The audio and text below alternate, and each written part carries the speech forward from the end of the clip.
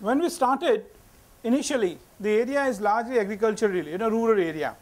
So many people, they are in a position to pay membership in cash, but at the same time we also accept membership in kind through food grains. If people are not in a, there are lot number of landless, I think the numbers have reduced now, but there are many landless laborers who work for the major landowners and all that. So in case of 90 rupees, they can pay 8 kg of bajra or say 9 kg of wheat or any sort of food grains, and they become member for the minimal coverage. And if they want to go for higher coverage, corresponding amount of food grains we collect from them. Similarly, even if they want to pay in cash, not necessarily they pay 100% amount in cash immediately upfront. We also can accept membership in installments if they are not interested and not willing to, or rather they don't have enough money to pay in cash. We also have an option that people would opt for lifetime membership and yearly membership. Similarly, we generate donations. Our team also goes to few donors who do some sort of charity work, collect funds from them and offer Kripa membership on concessional basis.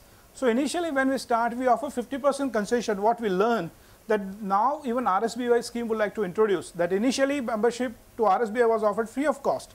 Similarly, in the first year, we are offering to some of the clienteles, some of the members free of cost. Second year, we'll charge 50% from them, 50% we'll pay from the donations that we have generated. Third year onwards, we'll charge 75% from them and 25% from us. Then subsequently, they will start paying 100%, provided their renewal is on continuous basis.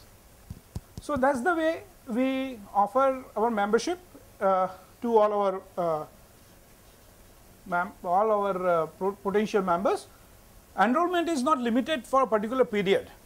Anybody can walk in and become member of Krupa throughout the year. That's an open scheme. So membership is open throughout the year. We provide 1 month of grace for renewals. Whenever renewal is due, we do remind them. I'll talk about how we go about renewals a little later. And there is a renewal reminder. So how do we go? First of all, we write a postcard to them. I have carried postcard.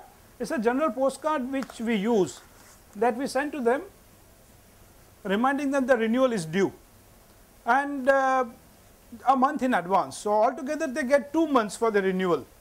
So this is sent to them a month in advance.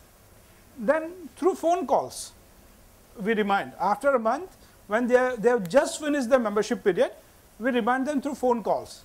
And even if they have not come for the renewals, and if there are larger number of members in a village or in a particular society area, then a volunteer from the department, from the scheme, would pay them a personal visit and ensure that the renewal is done. So that's the way we go for renewals.